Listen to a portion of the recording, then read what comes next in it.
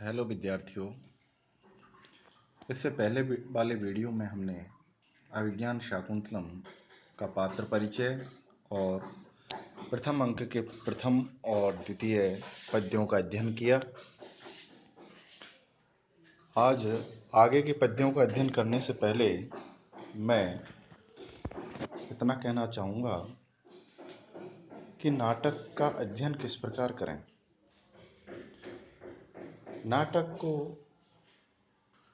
उस प्रकार पढ़ें या अध्ययन करें जैसे कि आपके सामने मंच पर वह नाटक खेला जा रहा है और हम दर्शक दीर्घा में बैठ कर के उसको देख रहे हैं, सुन रहे हैं, आनंद ले रहे हैं। वर्तमान परिवेश में समझें तो ये कह सकते हैं कि हम पिक्चर हॉल में बैठ कर के फिल्म देख रहे हैं और हमारे सामने पर्दे पर फिल्म चल रही होती है। ठीक इसी प्रकार अभिज्ञान शाकुंतलम नाटक को पढ़ते समय हमारे मन में ये भावना होनी चाहिए कि हमारे सामने अभिज्ञान शाकुंतलम नाटक यानी फिल्म चल रही है और हम दर्शक दीर्घा में बैठ कर के और उसका आनंद ले रहे हैं। तभी नाटक के पढ़ने का सच्चा आनंद आएगा। तो विद्यार्थियों, हम पढ़ें आगे और एक एक सीन जिस प्रकार कथा वस्तु आगे बढ़ती है वैसे वैसे जैसे फिल्म की कथा आगे बढ़ती है, पटकथा आगे बढ़ती है, फिल्म की स्टोरी आगे बढ़ती है, वैसे हमारे दिमाग में होना चाहिए। तो आज हम आगे का पद्य पढ़ें जिसमें है सौभग। तृतीय पद्य है, ध्यान से देखें। इसमें जब सूत्रधार कहता है कि मेरे मन में थोड़ा सा घबराहट सी हो रही है कि मैं शायद दर्शकों के भावनाओं पर खरा उतर पाऊंगा या नहीं, तब नटी कहती है कि नहीं, ऐसा नहीं है, आप अच्छे से तैयार हैं और अपनी प्रस्तुति प्रस्तुत करें।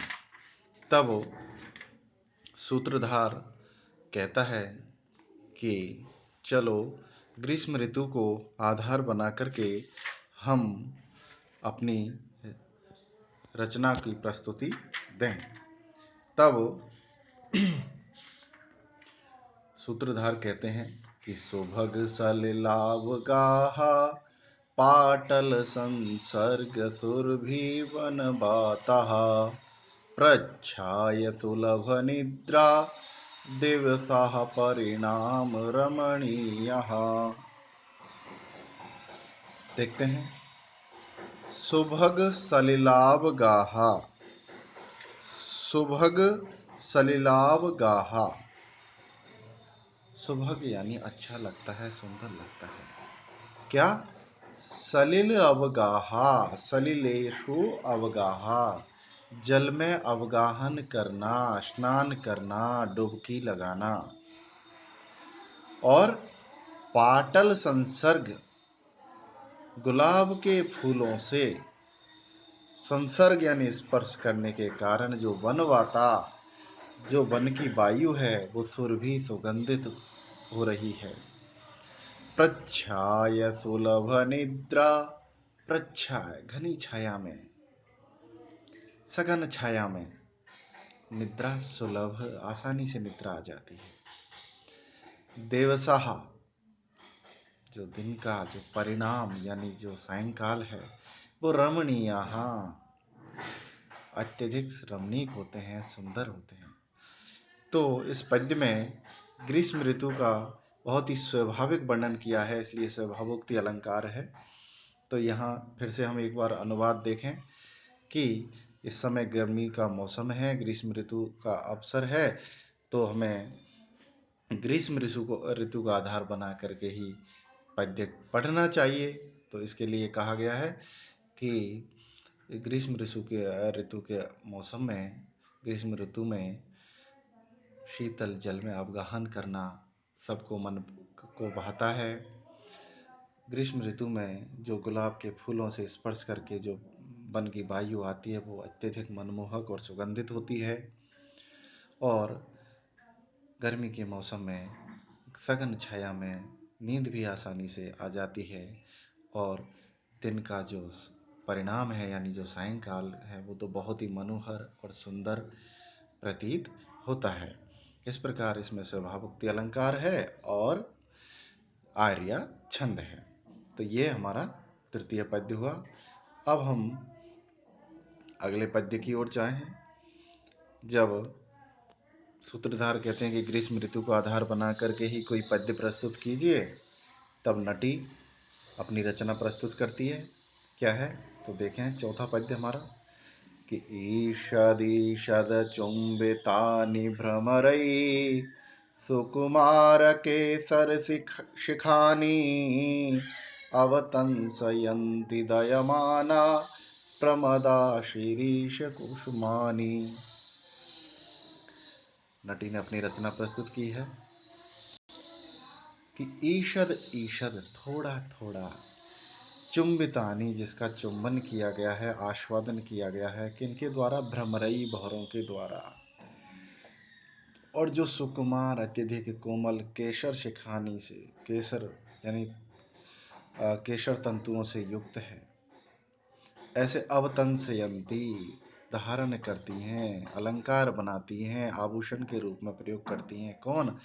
दयामानाः प्रमदा, दया युक्त, दया भाव से युक्त प्रमदा युवतियां। क्या? शिरीष कुसुमानी, शिरीष के फूलों को।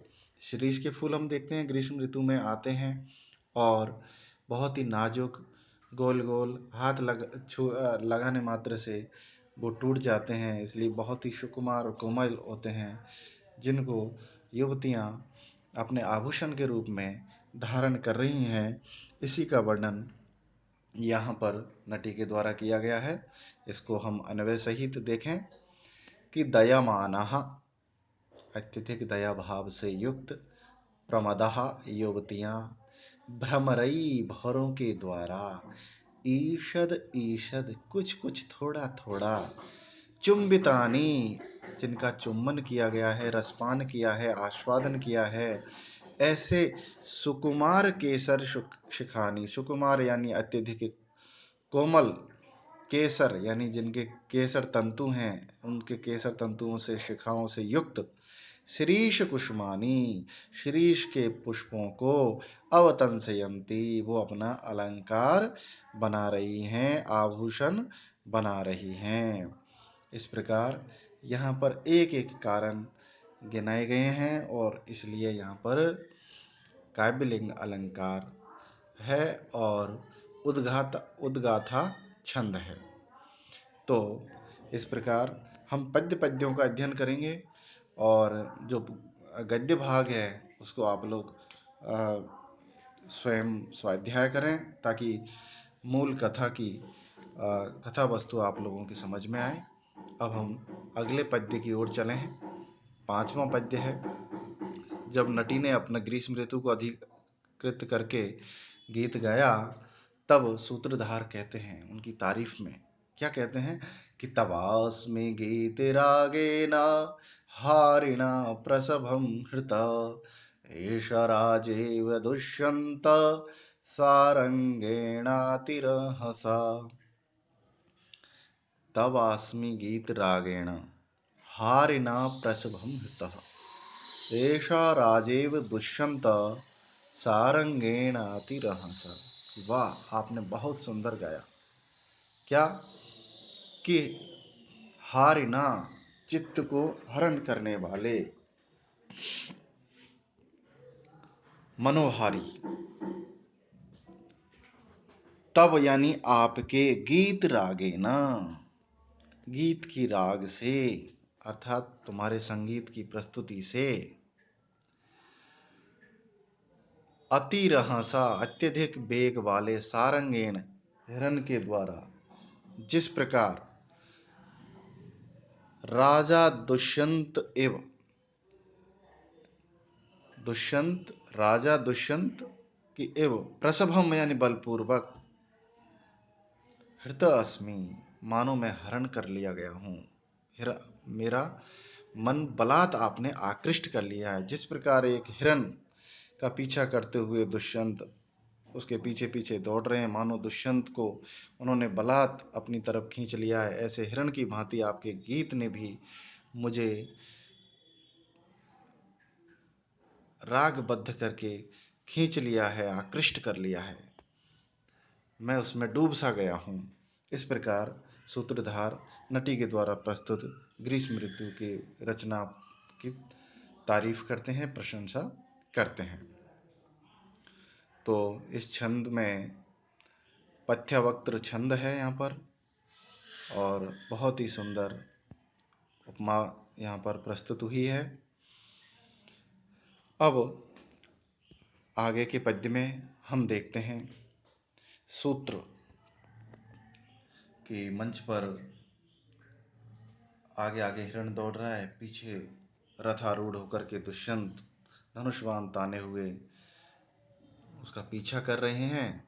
तब जो उनका सारथी है सूत्र, वह राजानम मृगम चावलोक्य, राजा को और मृग को देख करके कहते हैं, आयुष्मान महाराज क्या कहते हैं कि कृष्ण सारे ददच्चक्षुस्त्वयि चाधिज्य कार्मुके मृगानुसारिणं साक्षात् पश्यामीव पिनाकिनम्। कि कृष्ण सारे, कस्तूरी मृग, कृष्ण सार नामक मृग विशेष पर अधिज्य कार्मुके, अधिज्य यानी चढ़ी हुई है, प्रत्यंचा जिस ऐसे कार्मुके धनुष को लिए हुए, त्वचा और आपके ऊपर, चक्षु ददत दृष्टिपात करते हुए, मृगानुसारिणम मृग का अनुसरण करते हुए, साक्षात पिनाकिनम भगवान शिव को ही पश्यामि मानो मैं देख रहा हूं। ऐसे लग रहे हैं महाराज आप जैसे भगवान शिव साक्षात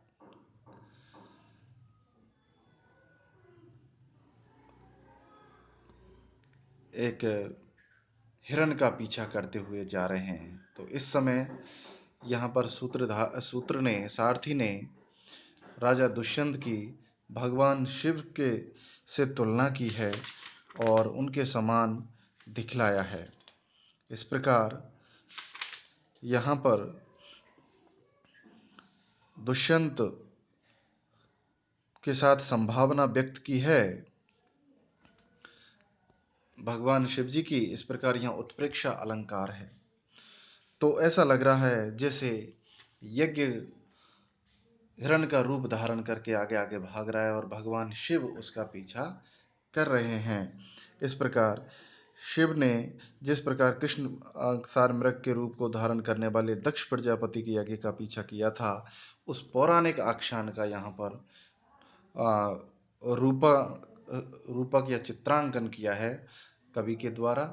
तो बहुत सुंदर वर्णन है इस पद्य में, अनुष्टुप छंद है और संभावना करने के कारण यहाँ पर उत्प्रेक्षा अलंकार है। अगला पद्य हम देखें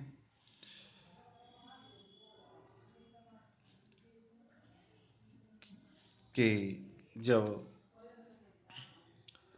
आगे आगे हिरण दौड़ रहा है, पीछे पीछे राजा दुष्यंत धनुष्वान लिए हुए रथारूढ़ होकर के उसका पीछा कर रहे हैं, तब उस दृश्य को महाकवि कालिदास ने बहुत ही स्वाभाविक ढंग से, बहुत ही रोचक ढंग से प्रस्तुत किया है, जिसका आगे के इस पद्य में वर्णन है कि ग्रीवाभंगाभिरामं मुहुरनुपतति स्यन्दने तद्बद्धदृष्टिः पश्चार्धेन प्रविष्टः शरपतनभयात् भूयसा पूर्वकायम् दर्भैरर्धावलीढैः समविवृतमुखभ्रंशभिः पश्योदग्रप्लुतत्वात् वियति बहुतरं स्तोकमुर्व्यां प्रयाति।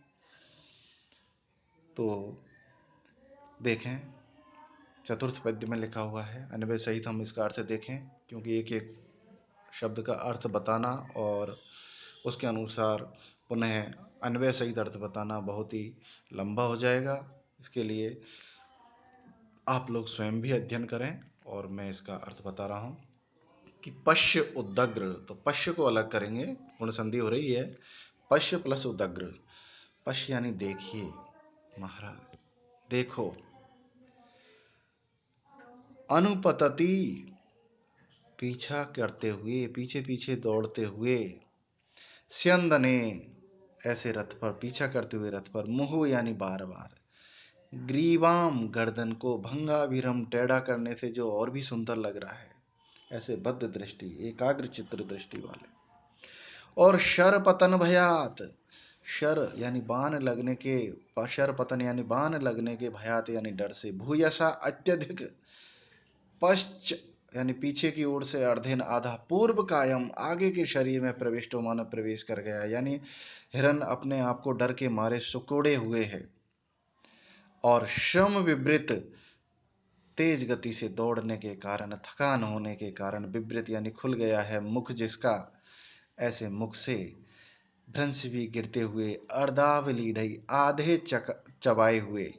दर्भई, कोषारूपी घास के से। कीर्ण, बिखर गया है। वर्तमान यानी मार्ग, मार्ग व्याप्त हो गया है, अर्थात तेज गति से दौड़ने के कारण जो मुंह में जो दर्भ थे जिसको वह खा रहा था, इतने में महाराज ने पीछा किया और हिरण दौड़ने लगा। तो जब अत्यधिक थकान हुई तो हिरण का मुंह खुला और उसमें से वो आधे चबाए हुए दर्भ, घास के टुकड़े नीचे बिखरते हुए जा रहे हैं। और उदग्र प्लुतत्वात्, ऊंचा उचकने के कारण। बियति यानी आकाश में। बहुतरम, ऐसा लग रहा है अधिक जा रहा है। और उर्व्याम, पृथ्वी पर। स्तोकम प्रयाति, थोड़ा चल रहा है, क्योंकि हिरण छलांग लगा लगा के दौड़ रहा है, तो ऐसा लग रहा है कि वह पृथ्वी पर कम और आकाश में ज्यादा चल रहा है। तो यहाँ पर दुष्यंत के द्वारा पीछा किए जाते हुए हिरण का बहुत ही स्वाभाविक वर्णन किया गया है कि एक हिरण की क्या स्थिति होगी जब उसके पीछे धनुष बाण ताने हुए बिल्कुल मौत सामने खड़ी है, और उस समय वह हिरण अपने आप को बचाने की कोशिश कर रहा है। तो उसका बहुत ही मनोहारी और सुंदर वर्णन स्वाभाविक ढंग से महाकवि कालिदास जी के द्वारा यहाँ पर किया है। इस प्रकार यहाँ स्वभावोक्ति अलंकार बन पड़ा है। और सृग्धरा छंद है। जो छंदों के बारे में, लक्षणों का मैं बताना यहाँ पर वीडियो के विस्तार का कारण बनेगा, इसलिए मैं नहीं बताऊंगा, आप लोग स्वयं देखिएगा। अब ये आज के लिए हम इतना ही, फिर कल हम अगले वीडियो में आगे के पद्यों के बारे में अध्ययन करेंगे। धन्यवाद।